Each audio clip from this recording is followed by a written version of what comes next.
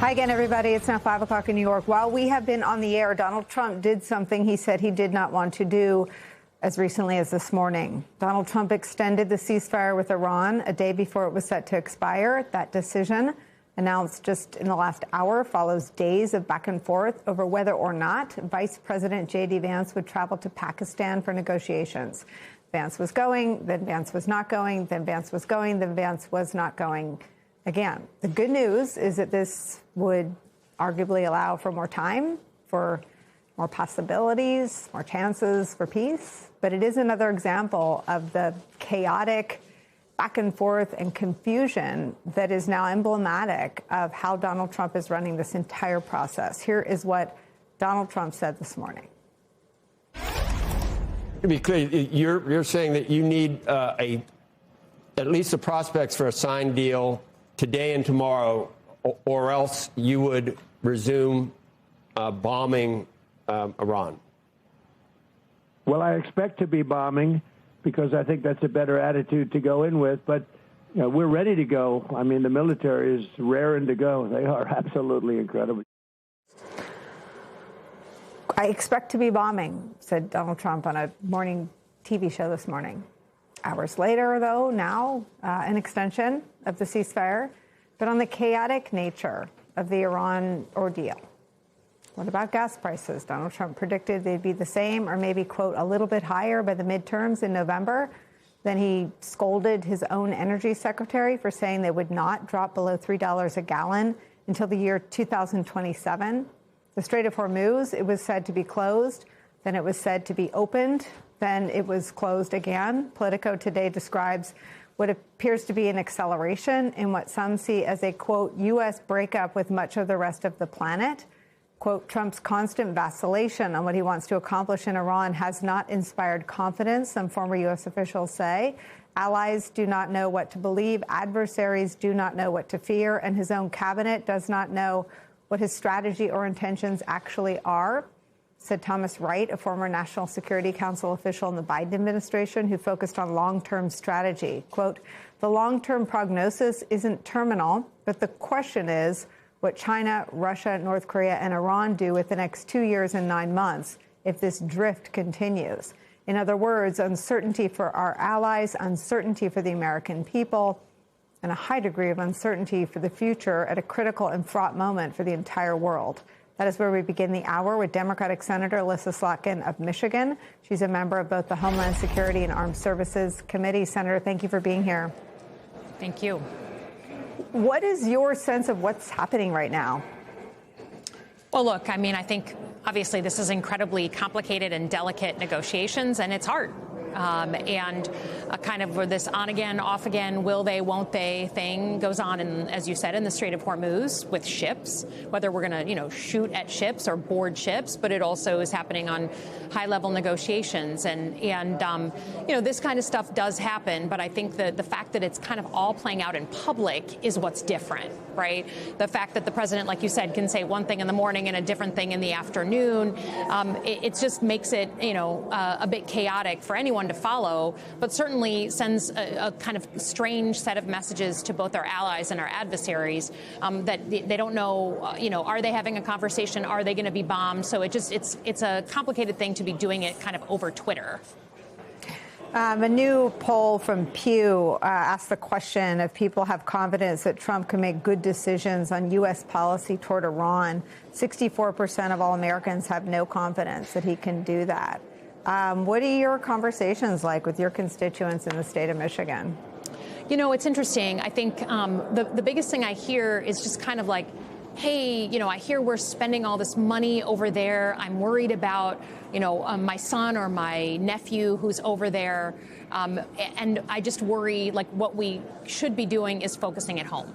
And I certainly think when it comes to the spending of the money, right, the president has signaled somewhere between $90 and $200 billion he's going to need for this operation, potentially more.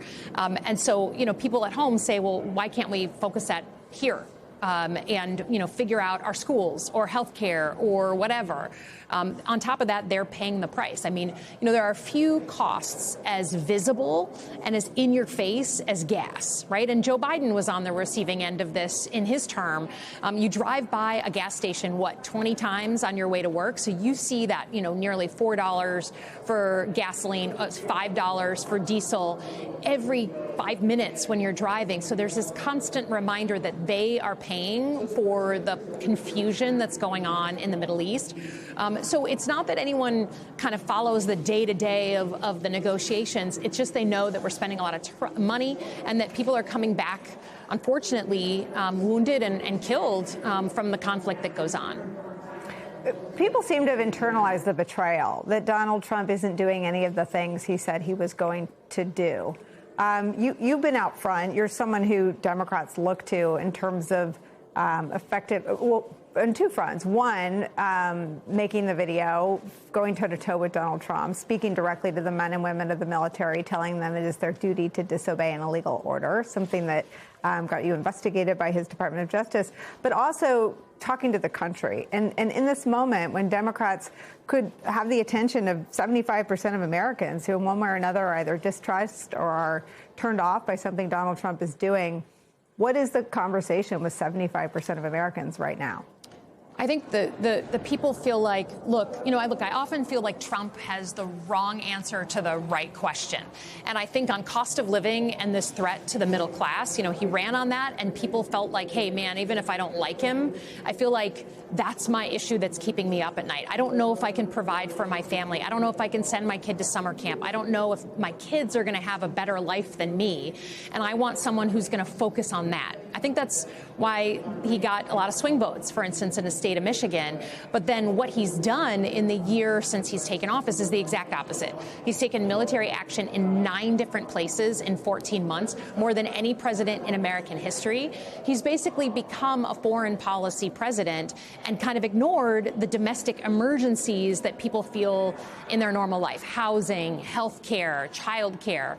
And I think people are like, how come I can't get that bold action on the things that he said he was going to do? And, I think that sentiment has really seeped into the meat of the public, at least in the Midwest, because that is still, the kitchen table issues are still the predominant issues that people are stressed about, and they just see him doing virtually nothing and, in fact, raising their costs.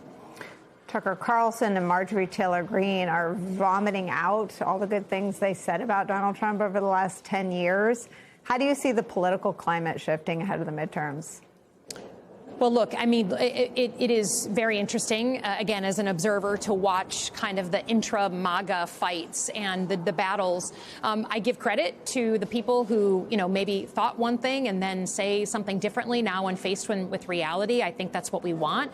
And we have to give people an off-ramp. I'm not sure those two folks are quite where I am, but I think the thing that heading into the midterms it's often a referendum on the party in charge. And I think even my Republican colleagues are kind of preparing for a win, at least in the House and hopefully also in the Senate. They just proposed a budget to fund ICE for the next 3.5 years so that they never have to come through a potentially Democratic House or Senate to pay for things again. And that is an indication that they think they're going to lose the midterm elections. We have to see that through. But I think that's where the mood of the country is. I will say, though, and I think this is important for everyone to hear, just because you win in a midterm doesn't mean you're going to win in a general election. And that's where ideas and thought leadership and communication is really important. So we're going to have, I think, a good midterm,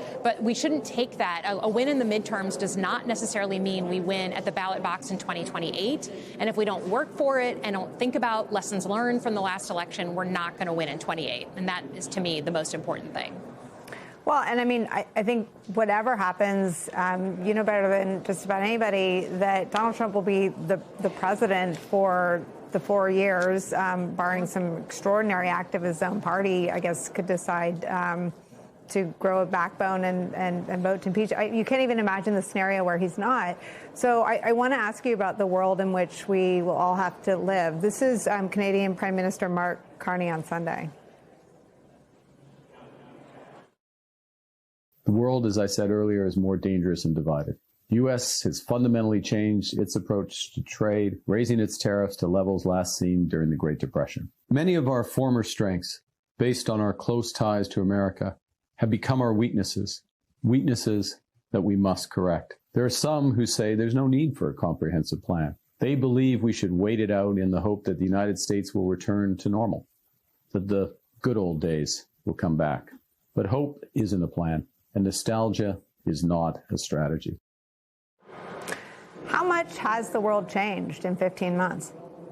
Well, just the fact that a Canadian prime minister can give that speech is, you know, if you would have told me 10 years ago that I'd be watching that on TV, I would have said there's no freaking way. I mean, I'm from Michigan. I mean, we are a border state. We have family ties and property ties and cultural ties, and these are our Canadian cousins, and so it's painful, particularly as a Michigander, to hear that kind of a thing.